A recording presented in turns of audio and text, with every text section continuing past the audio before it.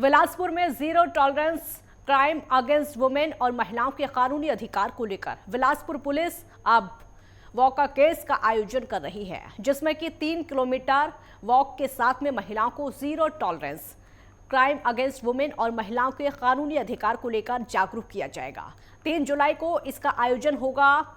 River view से शहर के प्रमुख मार्गों से होते हुए पुलिस वॉक करते हुए महिलाओं को उनके अधिकारों के प्रति जागरूक करेगी। पुलिस ने इसमें अधिक से अधिक महिलाओं से शामिल होने की अपील की है। सभी थानों में इसका रजिस्ट्रेशन शुरू करा दिया गया है। एएसपी ने आयोजन को लेकर बताया कि 3 दिन लगातार अलग अलग आयोजन महिलाओं के कानूनी अधिकार की जागरूकता को लेकर किए जाएंगे, जिसके बाद 3 जुलाई को वॉका केस के जरिए अब महिलाओं को जोड़ते हुए उन्हें उनके zero tolerance crime against women और कानूनी अधिकार के साथ में जागरूक किया जाएगा।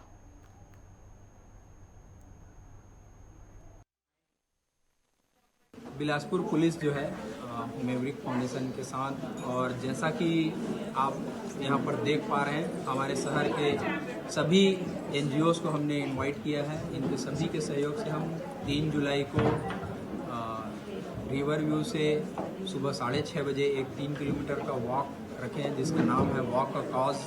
इसका उद्देश्य zero tolerance crime against woman है। इसमें इस बीच 3 जुलाई तक हम विभिन्न आयोजन करेंगे और इसमें महिलाओं के कानूनी अधिकार से संबंधित जागरूकता अभियान होंगे और लोगों को हम अवेयर करेंगे।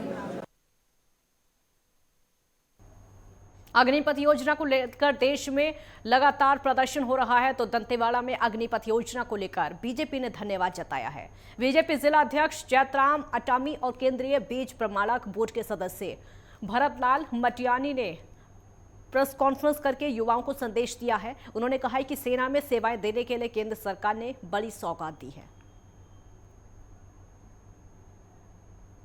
जिस प्रकार संविधान से उन लोग शपथ लेते हैं, हम जनप्रतिनिधि अगर इसका इस टाइप का अगर हम विरोध करते रहेंगे तो आम जनमानस के ऊपर गलत प्रभाव पड़ेगा। और हम सब भारतीय जनता पार्टी अग्निपथ का खासतौर पे हम समर्थन करते हैं और हमारे साथ सारे जिले के पदाधिकारी, जनप्रतिनिधि, सारे लोग यहाँ पर उपस्थित। बिलासपुर शहर में दोहरा हत्याकांड होने से इलाके में सनसनी फैल गई और एक ही परिवार के लोगों में आपस में खूनी संघर्ष होने से छोटे भाई ने अपने ही भाई और भाभी की हत्या कर दी। पुश्तैनी जमीन के विवाद में वारदात को अंजाम दिया गया। पुलिस ने इस मामले में आरोपी भाई और उसकी पत्नी समेत अन्य 2 नाबालिगों को गिरफ्तार कर लिया है। पूरा मामला सिविल लाइन थाना क्षेत्र के ओमनगर का है, जहां पर पुश्तैनी जमीन को लेकर लंबे समय से दोनों भाइयों के बीच में विवाद चल रहा था। बुधवार को इसी बात को लेकर एक बार फिर से विवाद हुआ और मामला बढ़ गया। फिलहाल घायलों को अस्पताल में भर्ती कराया गया। आरोपी ने खुद थाने पहुंचकर सरेंडर कर दिया। साथ ही मृतक के भाई ओम प्रकाश, उसकी पत्नी संगीता के साथ 2 नाबालिगों को भी आरोपी बनाया गया, जिन्हें हिरासत में लिया गया। प्रारंभिक पूछताछ में ये पता चला कि दोनों भाइयों के बीच सईदा पहाड़ में जो है 7 एकड़ जमीन को लेके उनका विवाद था आपस में, और इसी बात पर से आपस में दोनों भाइयों के परिवार में लड़ाई झगड़ा हुआ और इसमें जो है धारदार हथियार से एक भाई ने जो है अपने बड़े भाई और उनकी पत्नी की धारदार हथियार से मारकर हत्या कर दी, जिसमें पुलिस ने मर्ग कायम किया है और आगे जांच कार्रवाई की जा रही है।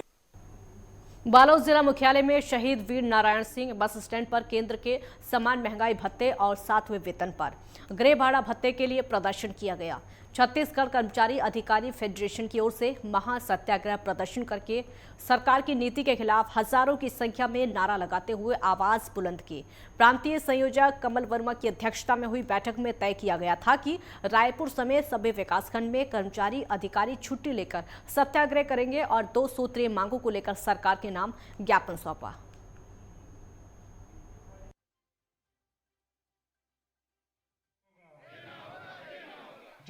छत्तीसगढ़ में जब से सरकार बनी है, छत्तीसगढ़ कर्मचारी अधिकारी फेडरेशन के कमल वर्मा जी के नेतृत्व में पूरे प्रदेश के लाखों कर्मचारियों ने हमेशा अपनी भावनाओं से सरकार को अवगत कराया है।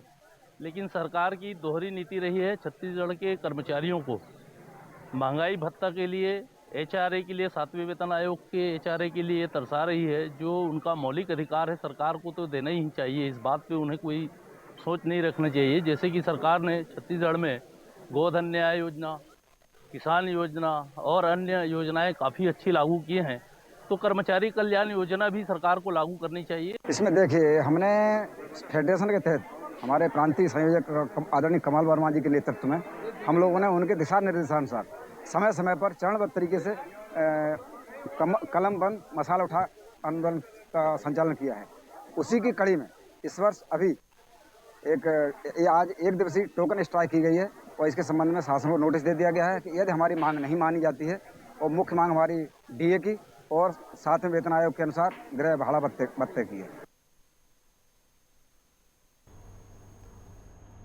रायपुर के थाना मुजगहन में टुंडा के पास में एक्सिस बैंक में करोड़ों रुपए के फर्जीवाड़े मामले में पुलिस ने खुलासा किया है। मामले में अब तक कुल 8 आरोपियों की गिरफ्तारी हो चुकी है। अब तक नकदी 2 करोड़ 34 लाख रुपए जब्त किए हैं। हालांकि पुलिस ने अलग अलग बैंक खातों में जमा किए 1 करोड़ 18 लाख रुपए होल्ड करवाए हैं। फिलहाल मामले को गंभीरता से लेते हुए पुलिस जांच कर रही है।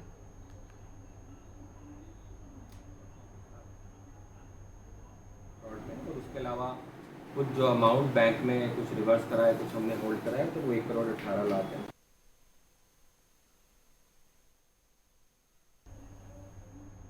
बिलासपुर के हाई प्रोफाइल ड्रग्स केस में पकड़े गए भूगोल बार के मैनेजर का एक वीडियो सामने आया है। वायरल वीडियो में आरोपी भूगोल बार के मालिकों पर बार में प्रतिबंधित नशे का सामान ग्राहकों को बार के अंदर मुहैया कराने की बात कहते हुए कई गंभीर खुलासे कर रहा है। वीडियो के सामने आने के बाद अब पुलिसिया कार्रवाई पर सवाल खड़े हो रहे हैं। दरअसल 19 जून को चकर भाटा पुलिस ने हाई प्रोफाइल एमडीएमए ड्रग्स के साथ युवक योगेश द्विवेदी को गिरफ्तार किया था।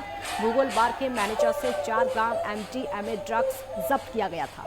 कार्रवाई के बाद आरोपी को कोर्ट में पेश करके जेल भेज दिया गया। तब पुलिस ने यह दावा किया था कि जल्द ही ड्रग्स के बार कनेक्शन को भी सामने लाएगी। इसे लेकर संचालकों से पूछताछ भी की गई, लेकिन बाद में उन्हें क्लीन चिट दे दी गई। अब योगेश के बयान का एक वीडियो वायरल हो रहा है, जिसके बाद ड्रग्स के बार कनेक्शन के साथ पुलिस की जांच पर सवाल खड़े होने लगे हैं। वायरल वीडियो में आरोपी योगेश नशे का सामान बार मालिकों के कहने पर लाने की बात कर रहा है। अब योगेश का कथित वीडियो वायरल होने के बाद पुलिस की जांच और कार्रवाई पर सवाल खड़े हो रहे हैं। हालांकि पुलिस के बयानों के आधार पर जिस तरीके के बयान भी सामने आ रहे हैं, पहले ही जांच करने की बात कह रही थी। नेटवर्क 10 इस वायरल वीडियो की पुष्टि नहीं करता है।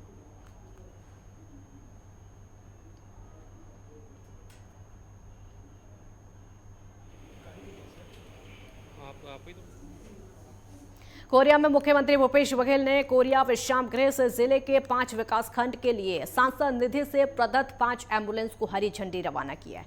हालांकि आपको बता दें कि जिले में स्वास्थ्य सेवाओं के विस्तार और दूरस्थ क्षेत्रों में त्वरित आपात सेवा उपलब्ध कराने की दिशा में ये एम्बुलेंस उपयोगी साबित होंगी।